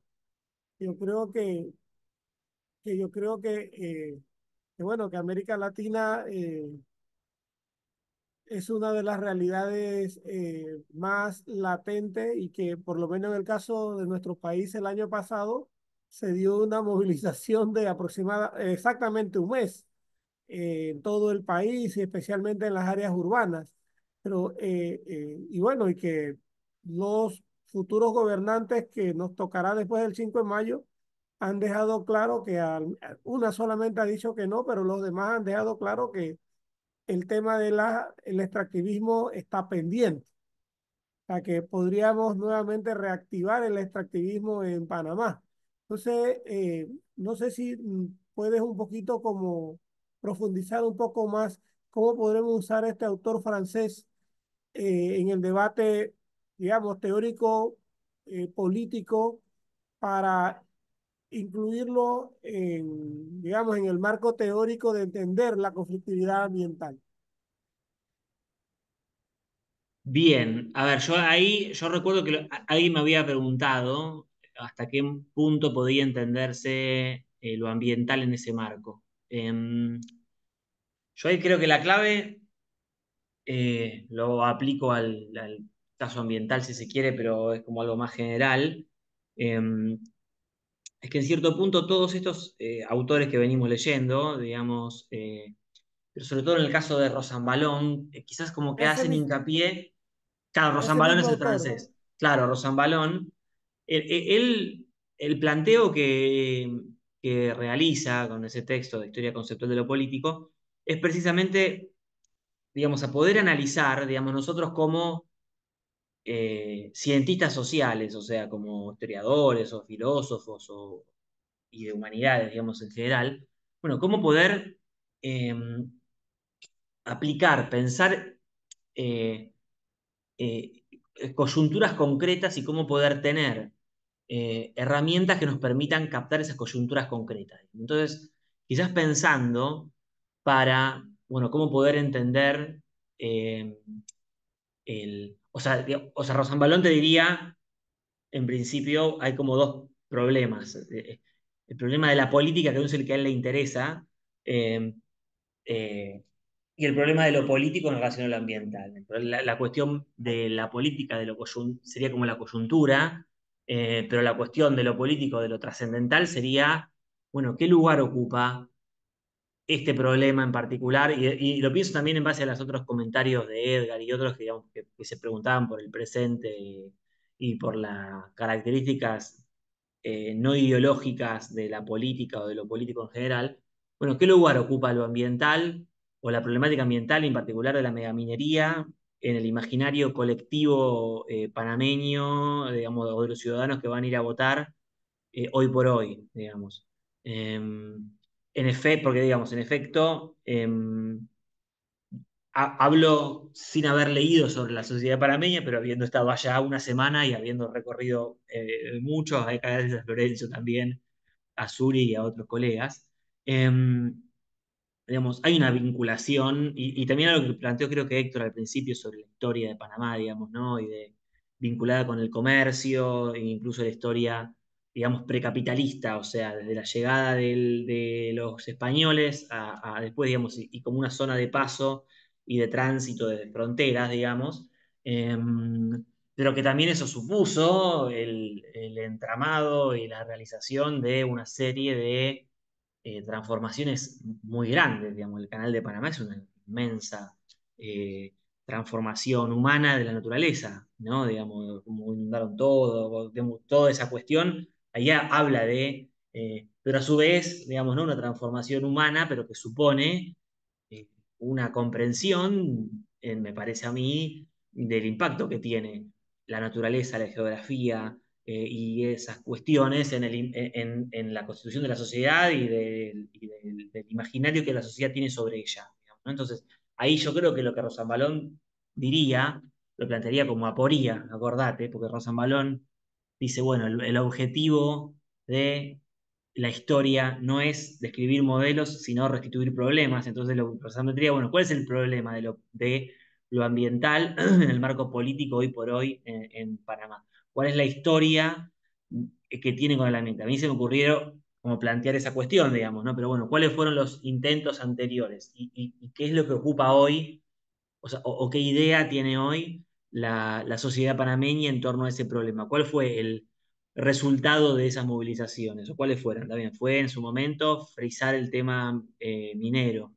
Eh, Eso nos va a implicar desde ya que las clases dominantes expresadas o que los distintos partidos que se vinculan con ellas no puedan seguir queriendo avanzar sobre el mismo tema, porque también hay unas dinámicas geopolíticas más globales que muchas veces implican eso.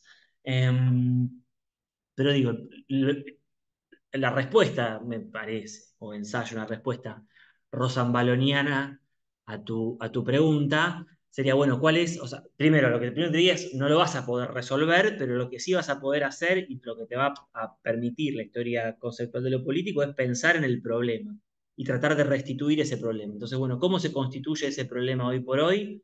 Eh, y vos como cientista político, quizás lo que podrías hacer, o como historiador, o como sociólogo en tu caso, o el resto de los colegas según su disciplina, es bueno, poder plantear a partir no de describir un modelo, sino de restituir un problema, precisamente, bueno, quizás qué posibles soluciones o qué posibles alternativas se pueden plantear en el futuro inmediato en términos de prospectiva, digamos, ¿no? En términos de lo que pueda pasar después del 5 de mayo, como vos dijiste, en relación a ese tema y quiénes van a ser los actores que van a estar de un lado, los actores que van a estar del otro, cuáles son los tipos de presiones que se van a tener que ejercer para que no pase lo que algunos quieran que pase.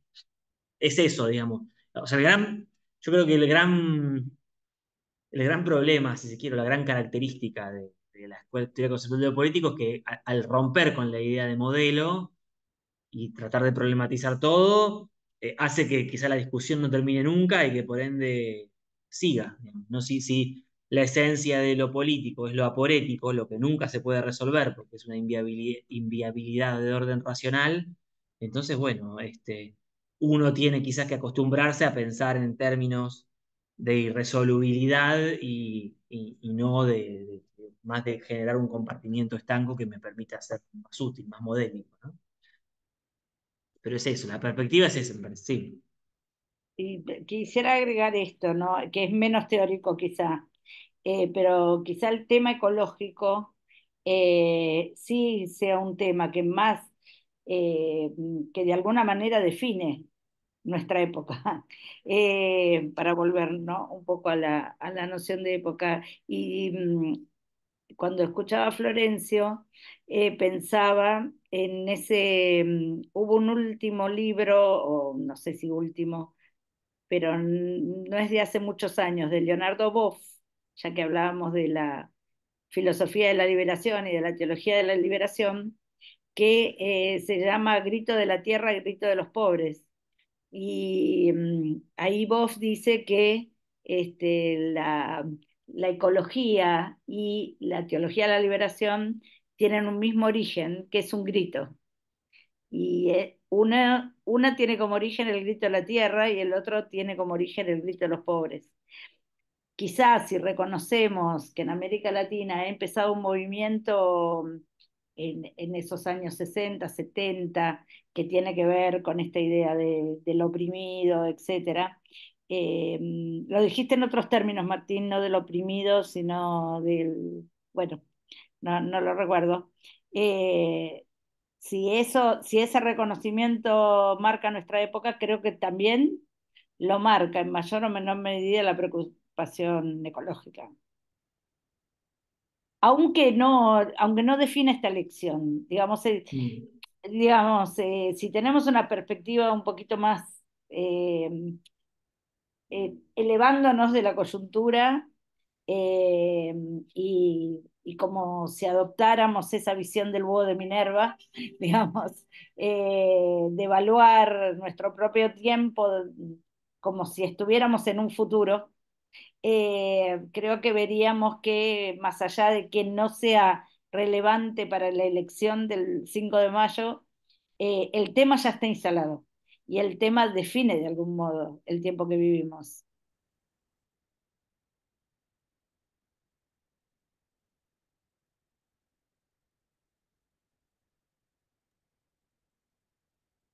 Si alguien más desea hacer un comentario, Rommel. Sí, muchas gracias por la oportunidad. Eh, Dándole seguimiento a la pregunta del doctor Florencio, me llama la atención esto de esa disyunción de lo político y la política, porque se mencionó bastante en, en este tipo de historiografía, pero me surge la duda de qué forma se podría como pasar o transitar de lo político a la política en el sentido de que, digamos, estas temáticas que antes eran ajenas a la política, como lo ecológico, el tema de una mina, de lo ambiental, que de repente no causaban problemas políticos, ahora sí lo causan. Pero entonces a veces pareciera que las fuerzas sociales se quedan como en ese ámbito de lo político y no dan ese paso hacia la política, o sea, hacia la institucionalización política de su lucha. Entonces, ¿en qué medida este tema de lo político a veces hace que las fuerzas sociales se queden en un ámbito un poco etéreo de la esfera fuera de la política institucional y cómo transitar de ese ámbito de lo político que es tan como ambiguo a la política institucional? Me queda esa interrogante. Gracias. Buenísimo, Rommel. Mirá, yo pienso lo siguiente. A ver, a ver, que yo haya leído, creo que la primera formulación quizás es previa o diferenciación entre lo político y la política fue de Carl Schmitt. No sé si alguien antes lo había planteado. Claudia sabe más que yo de historia de filosofía, sé que quizás ella lo pueda decir. Pero yo, por lo menos que lo haya leído, era, o sea, Carl Schmitt en el famoso texto, el de eh, eh, es el texto que publica a mediados del ascenso del nazismo, él planteaba la famosa frase, digamos, de que lo político era, la famosa frase, ¿no? Digamos, de que lo político es el enemigo, digamos, ¿no? Em, lo político es el grado de intensidad que puede adquirir un conflicto. ¿Sí, no? Digamos, y el grado más intenso que podía adquirir un conflicto era la distinción entre amigo-enemigo, digamos, ¿no? Entonces, lo político remitía, y Schmitt planteaba también, bueno, una cosa es el campo del análisis institucional, de los partidos, etcétera, etcétera, y otra cosa es lo político, que sería como esa cosa filosófica más profunda, más conflictiva, que en el caso de él era amigo-enemigo. Ahora bien, esto después fue retomado y fue reelaborado por distintos autores, pero a lo que apuntan en verdad me parece a mí es como a diferenciar exclusivamente un campo de análisis, es decir, digamos, los filósofos o los historiadores o los historiadores del pensamiento político no trabajan con, en este caso, en esta historiografía más de lo político, con los partidos políticos, con cómo se constituyen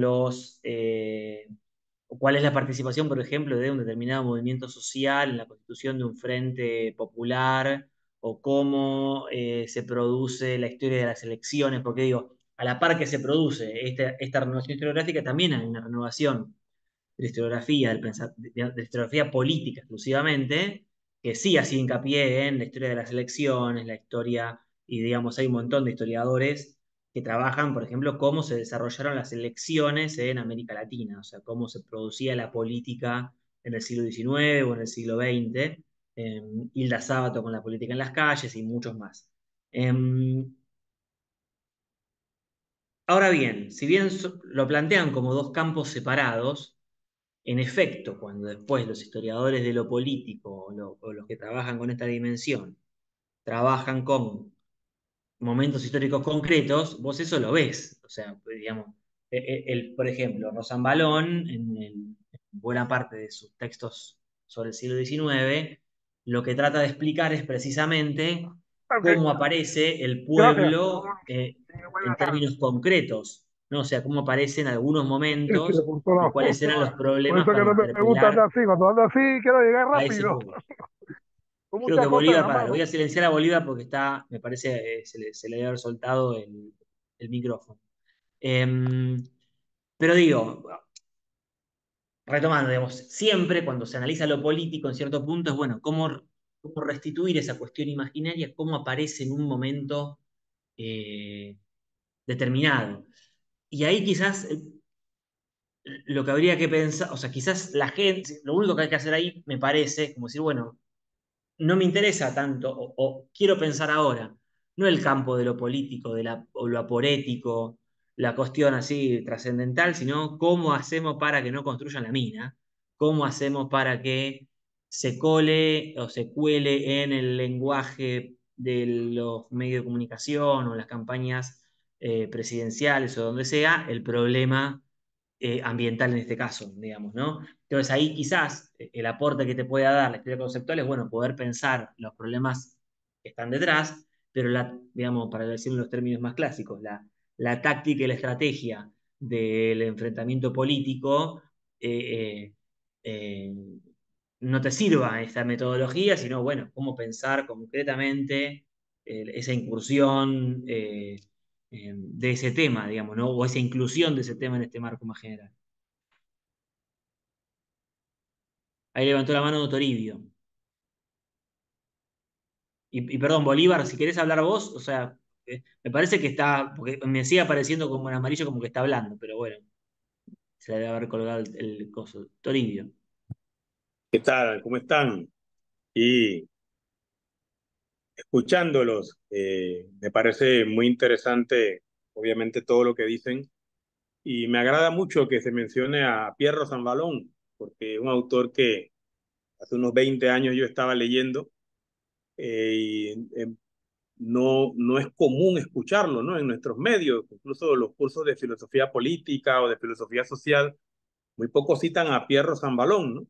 En esas discusiones de que, por ejemplo, yo diría para Rosanbalón como para el 2006, 2007, y esas discusiones sobre, bueno, si la democracia hacia dónde va, ¿no? En la época en que discutíamos si era, incluso hoy en día ni siquiera hablamos de democracia, sino de democracias, sobre todo porque, por lo menos en el caso de Pierre Rosanbalón, que yo sí lo veo bastante prodemocrático en ese sentido, pero que reconoce que la democracia tiene muchas fisuras, ¿no? Y que lo que hay que trabajar son en esas fisuras que la democracia todavía tiene. Solamente por mencionar algo ahí bastante, acotar algo de Rosanbalón, porque lo que me interesa es un poco cuestionar o provocar sobre el tema este de la política y lo político, que también trabaja Hannah Arendt, ¿no? Porque en la condición humana, el tema de la política y lo político es importante, sobre todo en esa crítica a Marx, ¿no? Porque a veces pensamos que la política es como la acción política, ¿no? Pero la política en cierta forma está más relacionada con el trabajo, ¿no? Con las instituciones, no necesariamente con la acción política, y digamos que la acción política o lo político, que es más teórico, es más revolucionario, es más ideas. Pero yo lo que quiero traer a colación en esto de que no solamente Rosanbalon, sino Hannah Arendt también plantea esta discusión entre la política y lo político. Pero tradicionalmente nosotros siempre hemos estado discutiendo esta tesis 11 de Marx. Y de pronto la gente hace unas reducciones así bien bruscas diciendo, bueno, es que los filósofos solamente se han dedicado a comprender la hora, tenemos que transformar, como si las 10 primeras tesis fueran algo aparte y la 11 es lo único que importa, ¿no? Bueno, pero es que el tema de la comprensión también es importante, no solamente la acción política. Entonces, en esta distinción que tú estás haciendo perfectamente sobre la política y lo político, si en algún momento consideraste la tesis 11 de Marx, en este caso, y qué podría provocar esa tesis 11 que habla del tema de la comprensión y la transformación en una discusión de la política y lo político, hacia dónde tú piensas que nos puede llevar, ¿no? Que es una tesis del siglo XIX, la tesis 11 de Feuerbach, ¿no? De Marx. ¿Cómo lo verías, no? Meterlo en esta discusión, ahí el tema de la comprensión y la transformación, en esta distinción que nosotros estamos haciendo hoy sobre la política y lo político de Pierre Rosanvallon, en el caso de Carl Schmitt también, ahí se puede generar esa discusión. Y a mí me gusta más Hannah Arendt, no por la autora, no porque es la autora que trabajo, sino porque en la condición humana creo que es la que puntualiza, ¿no? El tema de la política y lo político. ¿Qué es Toribio? Gracias por la reflexión. Mirá, me quedé pensando. Nosotros en Argentina, yo en particular, pero también digamos, todos estamos en un momento muy pesimista. Entonces, ¿qué hacer con la tesis 11? Y yo lo que te diría es, mira, mi presidente habla con su perro muerto. O sea que, y toma sus decisiones en base a hablar con su perro muerto. Entonces, ya llega un momento que la tesis 11 yo lo que haría sería, bueno, agarrar los libros y revolear los libros, o sea, hacer algo con esos libros, pero lanzarlos. Eh, Llega un momento en el que en términos de cómo pasar, ¿no? A esa acción concreta o a esa comprensión del mundo, eh, también tiene que ver o con esta cuestión más, no sé si conceptual o más trascendental de cómo se constituye el imaginario de la sociedad en un momento determinado. Eh, También hay, digamos, bueno, como coyunturas electorales y políticas y concretas muy particulares que también hacen que uno abandone por pesimista o como cualquier pretensión de que pueda cambiar, digamos. Este, Nosotros estamos un poco en ese momento así medio o sea, depresivo, en el cual estamos viendo qué es lo que se puede hacer. Pero asimismo también y acá yendo como un poco también ese carácter quizás de lo político, de la política, digamos, ¿no? Ustedes también nombraban cuando planteábamos toda esta cuestión del tema ambiental, como esa movilización tan grande que hubo, que fue todo un mes. También nosotros venimos de una mega movilización el martes pasado, ¿no? Que fue histórica, digamos, ¿no? En ese punto, eh, los yanquis tienen una frase que es, creo que se las comenté el miércoles, que es history in the making, digamos, ¿no? Como la historia que se está haciendo, digamos, ¿no? Y en ese punto fue un hecho histórico, más allá de lo que después pase, o sea, porque era por el financiamiento universitario, hoy por hoy seguimos con el mismo financiamiento de la vez pasada, o sea, a las 7 de la tarde de Argentina se apaga la luz y la tenemos que apagar porque no tenemos para pagar las cuentas. Pero digo, más allá de lo que pase en términos del imaginario, en términos de hasta, yo diría, hasta el impacto concreto que tuvo en los medios de comunicación y muchas otras cuestiones, eh, eh, fue un hecho histórico, digamos, ¿no? Entonces hay que ver cómo, y digo, y eso fue, en términos de la tesis 11, bueno, pasar, o la tesis 13, no me acuerdo cuál es, digamos, ¿no? Pasar de analizar la sociedad a tratar de transformarla, y fue eso, digamos, ¿no? Y fue precisamente, y además fue el movimiento universitario, o sea, que más intelectual que eso no se consigue, o sea, los universitarios y los científicos. Entonces yo creo que hay una conciencia ahí, el tema es, bueno, después una conciencia y eh, una participación concreta, digamos, ¿no? Pero bueno, más allá de eso, después eso tiene un impacto que muchas veces nos trasciende, digamos, ¿no? Pero digo, me parece, digo, y coincido, digamos, ¿no? Con esta cuestión, este, así de las tesis, de poder pensar esos impactos más profundos, ¿no? Había una intervención de Ramón en el chat que leo, si les parece. Dice, hablando sobre la noción de época y de umbral de época con referencia a la historia política de América Latina del siglo XX, hasta 1959, el 95% de los gobiernos eran de derecha, capitalista. Después del 59, los gobiernos poco a poco fueron alineándose con el socialismo, la izquierda. ¿Se puede afirmar entonces que la revolución cubana cambió nuestra noción de época, tal como se conocía al inicio del siglo XX? Bueno, no la noción de época, pero sí podemos decir que se inició algo ahí, que se inició una época. Eh, pero nuevamente, me interesa mostrar que no es algo que permanece inmutable. Es verdad, se inició un movimiento, hay como una especie de espíritu de época, hubo gobiernos de izquierda que antes no han habido en América Latina, pero eso tiene sus excepciones, hubo vueltas atrás. eh, Nosotros vivimos, creo que todos somos contemporáneos del gran encuentro entre los gobiernos de Kirchner, Lula, Chávez, donde parecía que América Latina este, resucitaba por fin la izquierda, que era una especie de hora de los pueblos para tomar el nombre de la película, y todo eso después parece volver atrás con los gobiernos de derecha, o el caso de Boric en Chile, que parece que la izquierda llega al poder nuevamente en Chile después de años de gobiernos de derecha, pero resulta que ahora los chilenos dicen que ha sido un fraude, que Boric es todavía más conservador que muchos de sus gobernantes anteriores. Entonces, lo que quiero decir es que todo esto es absolutamente lábil y se nos escapa por todos lados, digamos.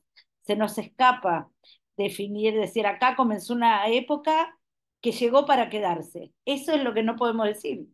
Realmente, no lo sabemos, no lo podemos definir. Y sí es cierto que cada vez que se dan este tipo de movimientos, rige un poco la idea de lo político de Carl Schmitt, ya que se mencionó, de que lo político se define por la dialéctica amigo-enemigo, y cuando se dan este tipo de gobiernos de izquierda o, digamos, los gobiernos que están más de un lado de las clases populares, etcétera, parece que esa lógica se pone más en evidencia, se pone más sobre la mesa. Se pone muy claramente quién desfavorece a las clases populares y quién las favorece. O sea, son gobiernos en los que rige y situaciones en las que rige mucho la lógica amigo-enemigo. No lo estoy valorando, ¿eh? No digo si eso es para bien o para mal, pero lo político se rige mucho por esa lógica. Agrego brevemente también, digamos, porque esta pregunta me hizo acordar, por ejemplo, digamos, no todos son de historia, digamos, pero, digamos, uno de los historiadores más célebres, que era Eric Hobsbawm, él tiene una serie de libros, digamos, ¿no? En los que trató de hacer una historia del mundo. Como tal, como historia del mundo, no fueron buenos libros, pero sí, en cierto punto, como una aproximación a la historia del mundo.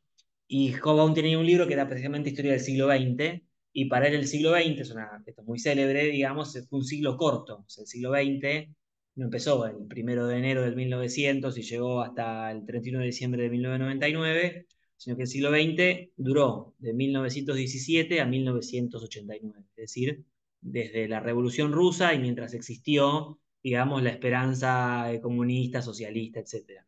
Eh, digamos, frente a esa, como esta hipótesis yo también la pensaba, digamos, en ese punto el umbral de época se lo podría pensar en esos términos, pero asimismo, si después nos acercamos a distintos momentos concretos, ese umbral se desvanece, se cae, digamos, ¿no? Pero también pensaba en esto mismo, quizás em, eh, me sigue pareciendo interesante de todas formas poder pensar en la clave, de poder pensar grandes periodos, en momentos o en geografías puntuales, pero también sabiendo que pensar eso también es problemático y que nunca, siempre algo te queda fuera en cierto punto. Ay, y quiero agregar una cosita más respecto de la intervención de Toribio. Eh, un dato de color, nosotros en nuestra facultad y también en otras facultades de la UBA, hubo por muchos años una agrupación de izquierda llamada Tesis 11, que eran, digamos, los trotskistas, la agrupación estudiantil trotskista se llamaba Tesis 11.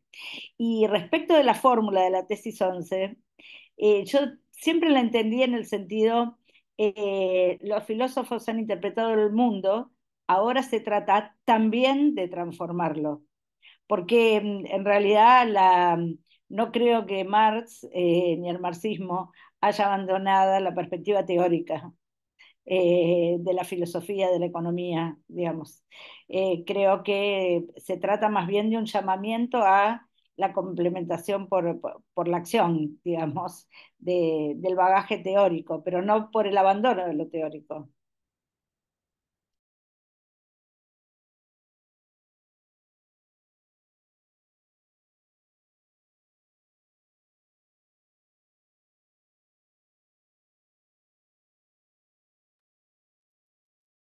Si alguien más tiene comentarios, ideas, reflexiones.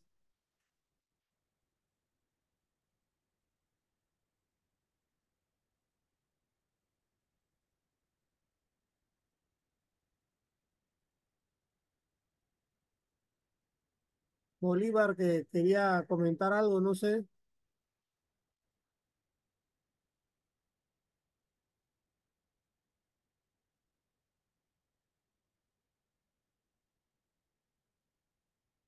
Eh, bueno, Martín y Claudia, no sé si para finalizar hacen una reflexión de unos 3 minutos y cerramos la sesión y nos encontramos el día lunes con el profesor Diógenes. Bueno, puedo comenzar y le dejo el cierre a Martín, que estuvo más tiempo con ustedes. Por mi parte, considero que voy a decir una frase que fue muy célebre en otro ámbito. En el principio es la idea, digamos. Creo que las ideas son transformadoras. De modo que esto que estamos haciendo aquí, que parece una especie de teorización de gente un poco que se dedica a reflexionar porque alguna institución le debe pagar para sus investigaciones y para que escriba libros, etcétera, y nosotros los tomamos y los repetimos y tratamos de enseñarlos. Todo esto que parece tan banal, realmente considero que es una herramienta de transformación. Creo que solo podemos entender los problemas de nuestro tiempo si conocemos, en primer lugar, no los acontecimientos históricos como datos meramente de cuestiones que pasaron, digamos, sino si podemos interpretar esos acontecimientos con un criterio, con una perspectiva teórica, mostrando que desde cierto marco teórico esto puede interpretarse así, pero desde otro marco teórico puedo interpretarlo de otra manera, si nos damos cuenta en suma de la complejidad que tiene la realidad y de cómo las simplificaciones nos conducen a cometer errores serios, muy serios. Eh, entonces, de un lado está, digamos, el error de la simplificación. De otro lado, y como un otro extremo, estaría una mera erudición donde nos enroscamos en ideas y disfrutamos de la complejidad de pensar algunas cosas importantes y difíciles. Yo creo que tenemos que encontrar un equilibrio que trata de que en este diplomado nuestra intención es, bueno, mostrar algunas perspectivas teóricas, pero para que nos sirvan como herramienta de transformación y para pensar la realidad, y que no hay otra manera de pensar, de transformar la realidad sino pensándola. Bueno, eso es por mi parte. Bueno, difícil hablar después de Claudia. Eh, eh, Además de compartir, digamos, todo lo que ella estuvo planteando, yo también haría hincapié, digamos, en que digamos, en efecto, y yo recién pensaba, digamos, ¿no? Porque uno siempre, la idea siempre de cualquier encuentro así de educación o de poder dialogar, siempre supone un intento de transformación del otro, digamos, ¿no? De uno y del otro, de los que estamos inmersos en ese diálogo. Y yo pensaba, por ejemplo, digamos, ¿no? Este lunes, recuerden que tenemos el encuentro pendiente de Koselleck, pero más allá de ese encuentro, yo pensaba que, bueno, hoy ustedes tienen como una preocupación muy marcada, por ejemplo, por el 5 de mayo, lo que va a pasar el 5 de mayo, y nuestro próximo módulo va a ser a fines de mayo, y después en junio, y después en julio, y después en agosto, y el último trabajo va a ser en septiembre, o sea que probablemente en estos 5 meses eh, quizás algunas de las cuestiones coyunturales como que se pueden dialogar van a tener una resolución que podrá ser buena o mala, pero va a ser una y seguramente también vamos a seguir dialogando sobre eso mismo, ¿no? Eh, o también quizás puede haber otro nuevo problema que pueda aparecer y que también pueda ser interesante para conversar.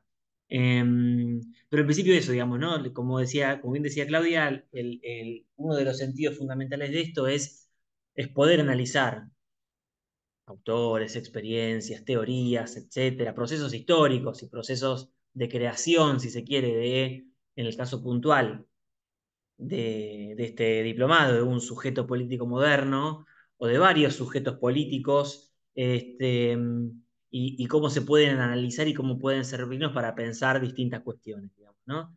Así que, bueno, un poco esa es la invitación que nos planteó en su momento nuestro querido Florencio y la Universidad de Panamá, y también es lo que vamos a tratar de hacer en este momento. Así que si quieren, no sé si Florencio, si querés decir algo más en términos administrativos, pero por lo menos por nuestra parte me parece que ya estamos.